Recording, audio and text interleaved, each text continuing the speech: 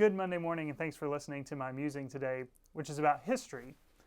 Hopefully, you've been receiving some emails about Black history since it's Black History Month. And so, for this week and for this month, I've been thinking, how do we process history? And how do we understand our own?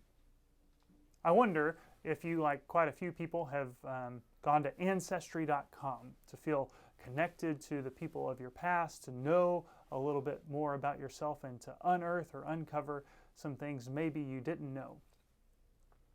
But I mention Ancestry.com because I'm fully convinced that the truth resists simplicity. The stories that we tell ourselves and how we understand our histories, whether we mean Black history or white history or family history, they're complicated the more we look into the stories of our history. This tie is a plaid. I get a lot of compliments on it whenever I'm around Presbyterians because they think I'm claiming a Presbyterian history, a Presbyterian heritage. But I didn't grow up Presbyterian. That's a history that I now claim for myself. Is wearing a plaid a part of appreciation or appropriation? Think about St. Patrick, who was an English slave captured by the Irish. So the most Irish of all people, St. Patrick, had 0% Irish blood running through his veins. If St. Patrick were to have children, he didn't, but if he did, they would be only 50% Irish. But if you ask people today, if St. Patrick had children, surely they would be the most Irish children you could possibly imagine, descended immediately from St. Patrick. So how do we understand our ancestry, our history, and how does it connect and intersect with other histories? As we look back to understand those stories, how do we find connections and intersections with other people's histories? And how might that help you? How might that help me to understand the importance this month, February 2021, of Black history? I have a couple of ideas and a couple of thoughts if you can stick around to listen more. You've probably heard that those who don't learn their history are doomed to repeat it. That history has a cyclical way of coming back on itself. And it's for that reason that I think it's important that we understand our histories, our stories, intersect with other histories and other stories. The ways that we tell and hear those stories is important not just for remembering the past, but for understanding ourselves and for considering how we move forward, how we make the news, which is sometimes called the first draft of history. When I look at Scripture, twice I see the Israelite people wandering, being away from the Promised Land. We see that as Joseph is in Egypt, which leads to the Hebrews being slaves in Egypt. They have to understand what it means to retain their Hebrew heritage even while they're in the land of Egypt. They go into the Promised Land able to make their own culture, their own history, only before they're exiled into Babylon. They're again separated from the land, separated from their freedom, and they have to learn what it means to retain the important parts of what it means to be Hebrew, even as they are in foreign lands. The pressure to act like the Babylonians is constant. So whether we're talking about Daniel and Shadrach, Meshach, and Abednego eating food that they're not supposed to eat, worshiping gods that they're not supposed to worship, and then finding that they can go along to get along, that's a regular sort of pressure.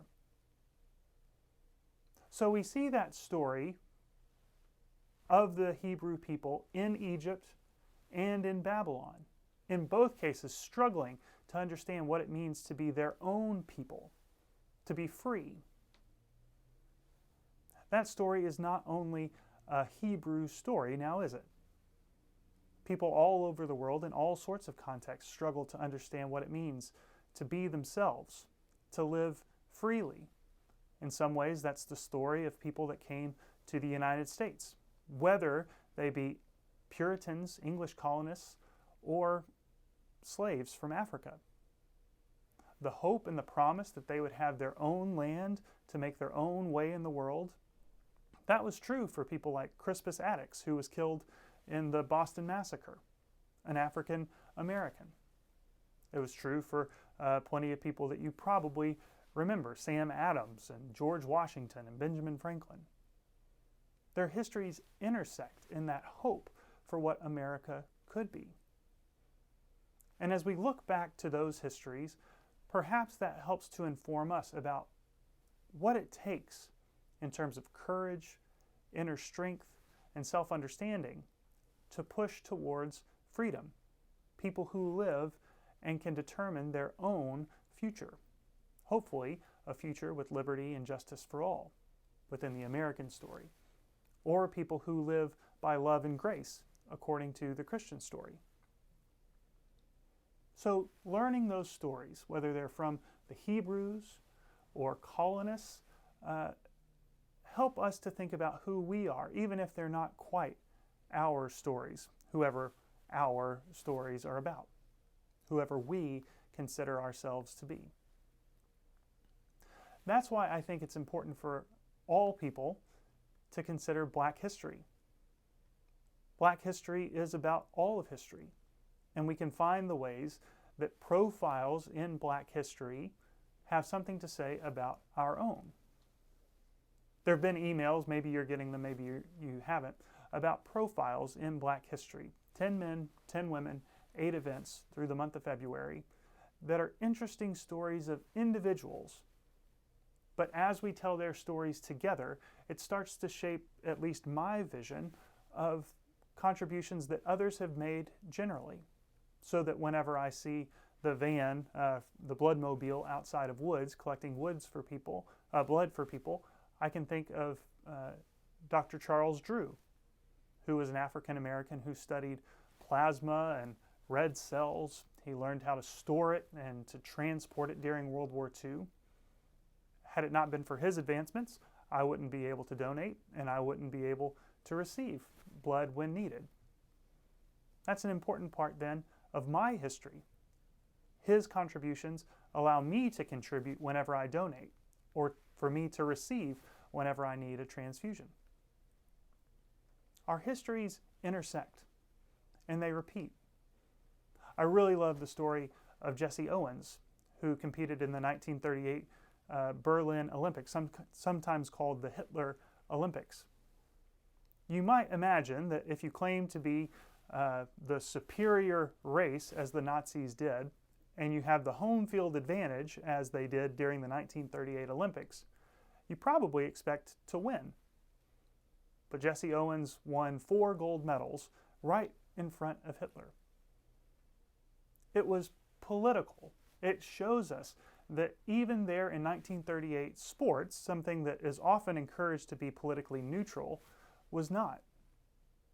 For Owens to compete had a political overtone in a land that said to be white was to be superior, or to be German was to be superior. And then for Owens to befriend a German long jumper, it shows that friendship can be political.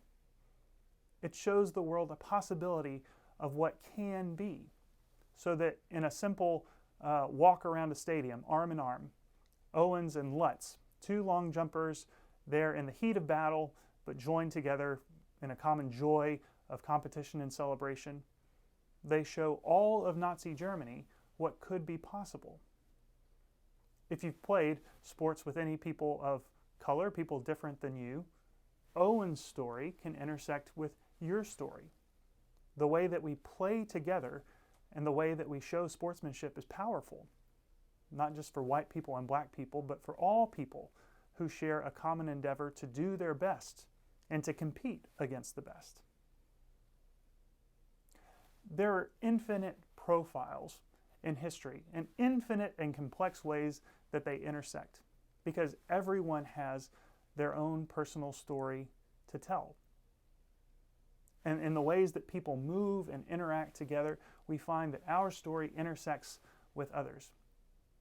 Appreciating Black history is a way of appreciating all of history, discovering the people who have pioneered new technologies, competed at their best, seen beauty in different ways in the arts.